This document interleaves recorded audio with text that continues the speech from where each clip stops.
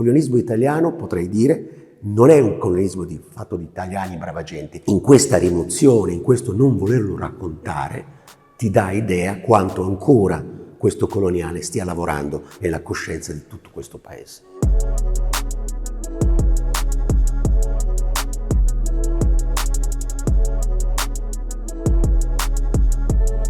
Mi chiamo Antar Mohamed Marincola, sono educatore e scrittore italo-somalo, sono qui da 35 anni e da molto tempo mi sto occupando di raccontare la storia di Giorgio e Isabella Marincola, che sono mio zio e mia madre.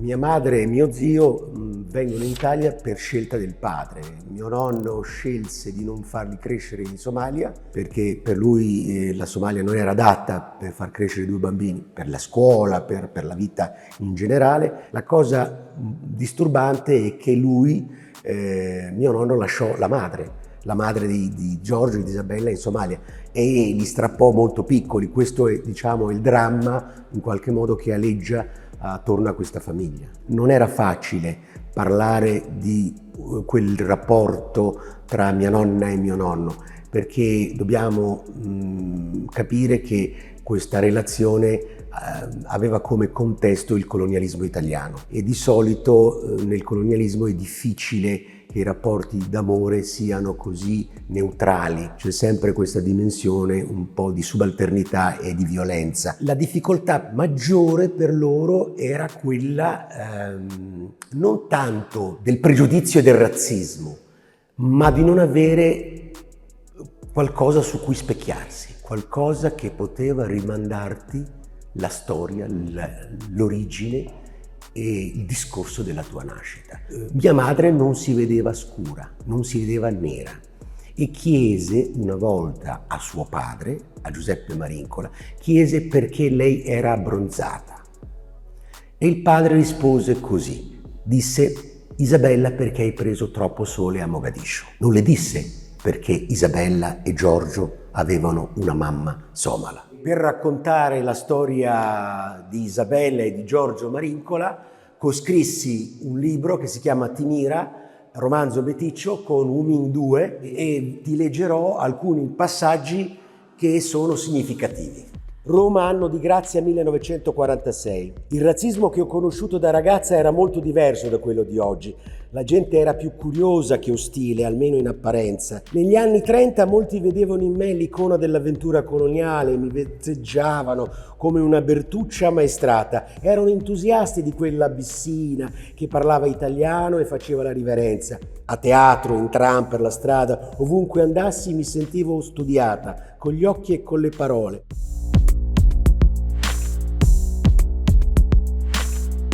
Perché non si racconta il colonialismo italiano? C'è molta reticenza, anche delle persone che hanno vissuto il colonialismo. È quasi un po' una vergogna per chi l'ha subito, per chi l'ha vissuto e per chi in qualche modo l'ha fatto subire. Perché è vivo e quindi non si sa come affrontarlo. Si può parlare di qualcosa che non c'è più, come un passato. Ma siccome non è un passato il colonialismo c'è ancora oggi, nel 2023. Penso che il colonialismo non è finito perché i rapporti di diseguaglianza e di subalternità sono alla base di una logica coloniale. Gli italiani si sono assolti sul gas che hanno scaricato in Libia, si sono assolti sul gas che hanno scaricato in Etiopia, si sono talmente assolti che in qualche modo riescono a fare ancora onore, dare nomi a piazze, a strade, a gerarchi fascisti, perché in Italia non c'è stata mai una Norimberga. Il colonialismo italiano, potrei dire, non è un colonialismo fatto di italiani brava gente e soprattutto in questa rimozione, in questo non volerlo raccontare, ti dà idea quanto ancora questo coloniale stia lavorando nella coscienza di tutto questo paese. Il colonialismo è una specie di lente con cui noi possiamo leggere il passato, il presente, ma anche il futuro. Cioè è un modo di guardare le cose, è anche un modo di comprendere quello che sta accadendo o quello che potrebbe accadere, per far sì che il dolore intanto non ritorni, ma che soprattutto sia linfa per migliorare la nostra condizione di umani.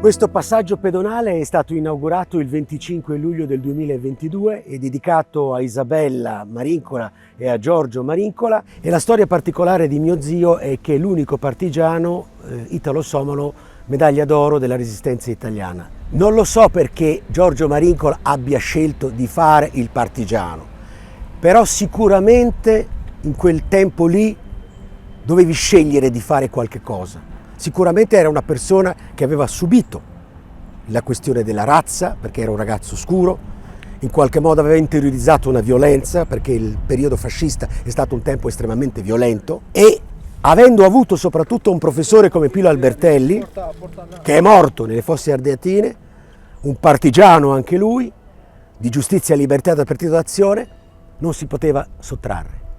Era una questione di coscienza. Non poteva girare la testa da un'altra parte, doveva decidere da che parte stare. E lui aveva deciso di combattere i fascisti e i nazisti. La storia di Giorgio è la storia di tantissime persone che provengono da tante parti del mondo, italiani, africani, libici, cose varie, che in qualche modo non li hanno raccontati, perché non c'è stata la necessità di raccontarla, perché forse le priorità erano altre, ma adesso che questo è un paese attraversato da 1000 culture, da 1000 religioni e da 1000 identità, è il momento giusto per porsi che Italia vogliamo per domani. È importante riconoscere la memoria delle persone dimenticate, perché rischiamo noi di dimenticare noi stessi. Perché quando noi pensiamo di dimenticare la memoria dei dimenticati, in realtà stiamo dimenticando la nostra memoria. Perché memoria in qualche modo è un qualcosa di simbolico, metti assieme delle cose, e quindi eventualmente per costruire tracce di cammino, tracce di possibilità di futuro, bisogna avere proprio la memoria dei cosiddetti dimenticati, anche perché chi è ricordato?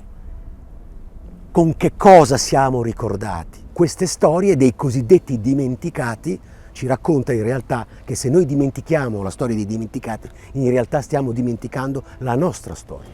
Adesso, in questo momento, in questo modo, per poter capire la storia, la dobbiamo leggere anche dall'altra parte, dalla parte di chi ha perso la guerra, di chi è stato fuori dalla storia, da costruirla e da riscriverla la storia. Le storie, quindi le memorie, sono quando riconosciamo che non c'è vinto e vincitore, perché si vince un giorno e si perde l'altro, ma soprattutto bisogna andare oltre la guerra, e per andare oltre la guerra bisogna avere un'idea di cosa c'era dietro.